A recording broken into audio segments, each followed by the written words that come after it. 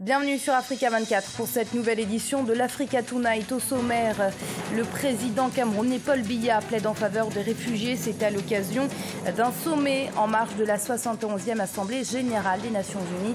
Un sommet initié par son homologue américain, Barack Obama. Et Idriss Déby, Itno, en sa qualité de chef d'État tchadien et de président en exercice de l'Union africaine, s'est exprimé quant à lui au cours du débat général de cette 71e Assemblée des Nations Unies.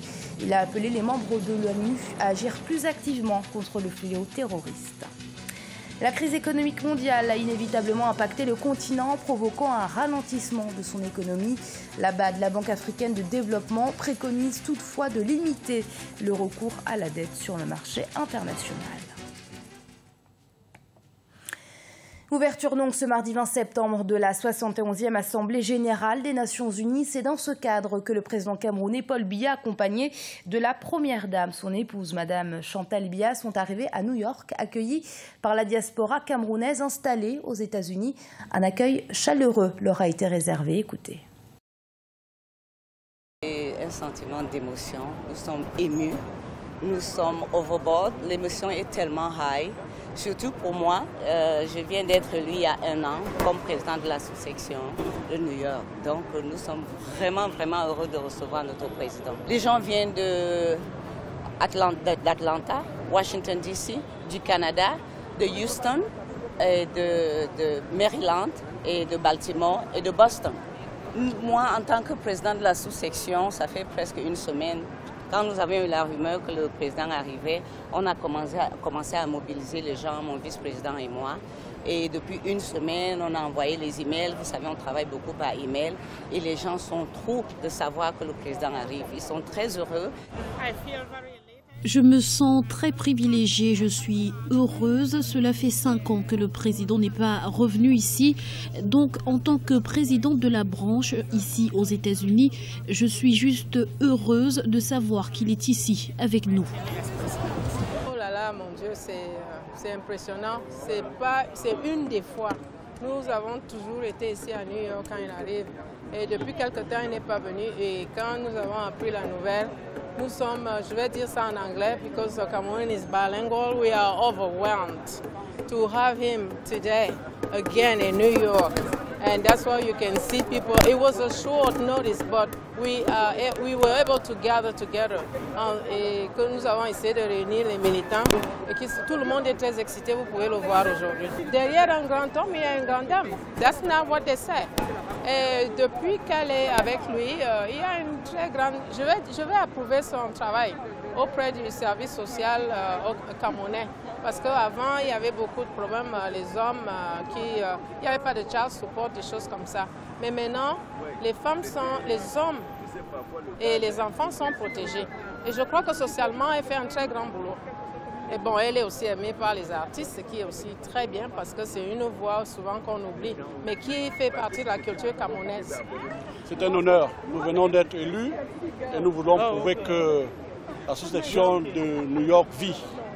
Et nous sommes heureux, n'est-ce pas, de recevoir le chef de l'État et son épouse aujourd'hui. C'est pour ça que nous avons mobilisé nos militants pour la circonstance. Les dossiers de la délégation officielle du Cameroun qui seront abordés lors de cette 71e Assemblée sont nombreux. Sont prévus un forum des affaires Afrique-États-Unis, des débats sur les problématiques rencontrées dans le lac Tchad. Et ce 20 septembre, c'est un sommet consacré aux réfugiés organisé par Barack Obama, le président américain auquel a participé le chef d'État camerounais Paul Biya. C'est un sujet de la rédaction. Paul Biya, le président du Cameroun, plaide pour plus d'humanisme à l'endroit des réfugiés dans le monde. La 71e Assemblée générale des Nations Unies s'est ouverte ce 20 septembre. En marge des travaux, le chef d'État américain Barack Obama a organisé un sommet consacré aux réfugiés. Une problématique très actuelle pour le Cameroun qui a connu une hausse des déplacés et des réfugiés sur son sol à cause de la situation sécuritaire qui prévaut chez ses pays voisins. Face à cet afflux, mon gouvernement a pris des dispositions pour leur offrir des conditions de vie décentes. Ces dernières années, des camps de réfugiés ont été créés en coopération avec le HCR pour accueillir les réfugiés nigérians fuyant les exactions de la secte Boko Haram et centrafricains confrontés à l'instabilité politique de leur pays. À titre d'exemple, le seul camp de Minao abrite plus de 80 000 réfugiés nigérians. Dans ces lieux d'accueil, les réfugiés bénéficient de l'accès aux services sociaux de base accordés par l'État camerounais, les pays amis, le Haut Commissariat aux réfugiés et les organisations humanitaires.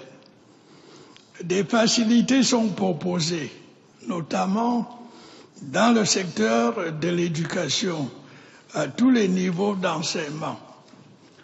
Au plan de la santé, le gouvernement camerounais a signé récemment une convention cadre avec le HCR sur la prise en charge conjointe des réfugiés dans nos hôpitaux nationaux. La crise des migrants et des réfugiés est une problématique mondiale à laquelle une réponse commune urgente doit être apportée. C'est le lieu pour moi de lancer un appel pour un soutien accru de la communauté internationale aux pays qui, comme le Cameroun, ont accueilli des centaines de milliers de réfugiés sur leur territoire. J'appelle également l'attention des hautes personnalités présentes sur la situation des zones de mon pays ravagées par le terrorisme. Leur reconstruction nécessitera la mise en œuvre de moyens considérables. La réinstallation des populations concernées est à ce prix. Les flux migratoires africains restent majoritairement intracontinentaux et concernent 15 millions de personnes chaque année. Le Cameroun à lui seul accueille actuellement plus de 350 000 réfugiés et participe à hauteur de 30% à leurs frais de santé. Et le président tchadien Idriss Déby Itno, par ailleurs président en exercice de l'Union africaine, s'est exprimé à la tribune de cette 71e Assemblée générale des Nations Unies. Un discours au cours duquel il a exhorté les États membres des Nations Unies à contribuer de manière active et efficace à la lutte contre le terrorisme. Olivia Hierret-Dobré.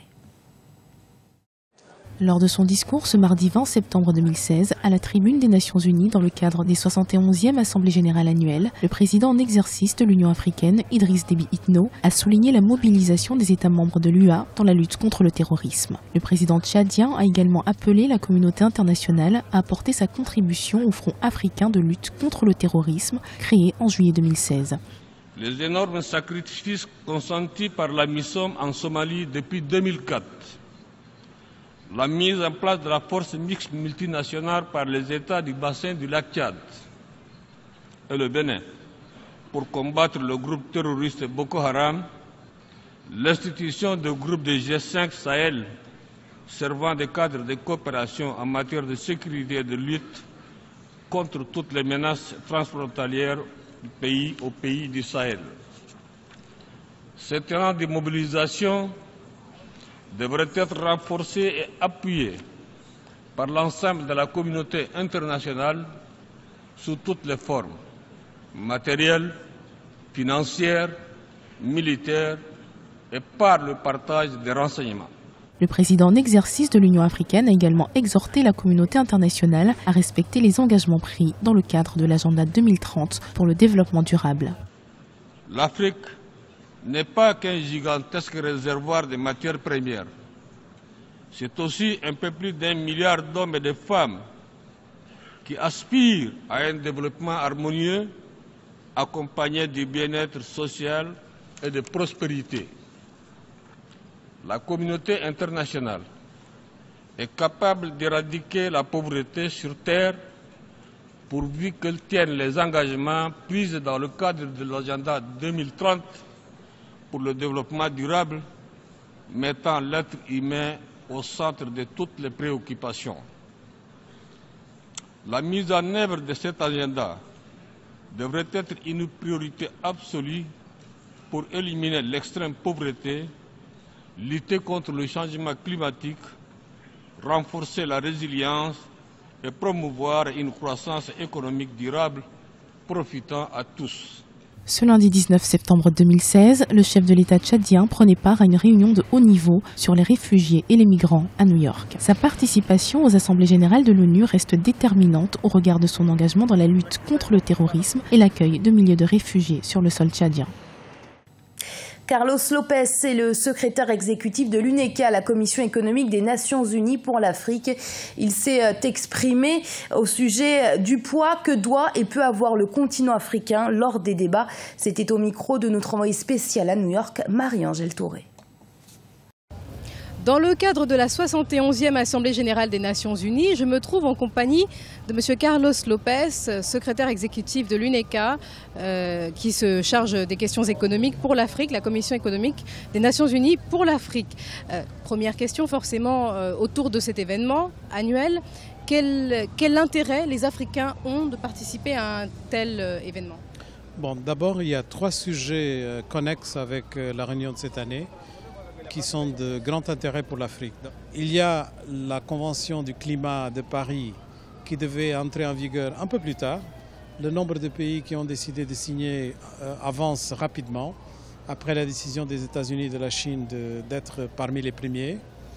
Et donc ça permet aux Africains d'avoir une espèce d'ambition supplémentaire, parce qu'à Paris, ils avaient déjà démontré que dans leurs indications nationales, ils étaient bien au-delà de la demande attendue de la part de la Convention du climat.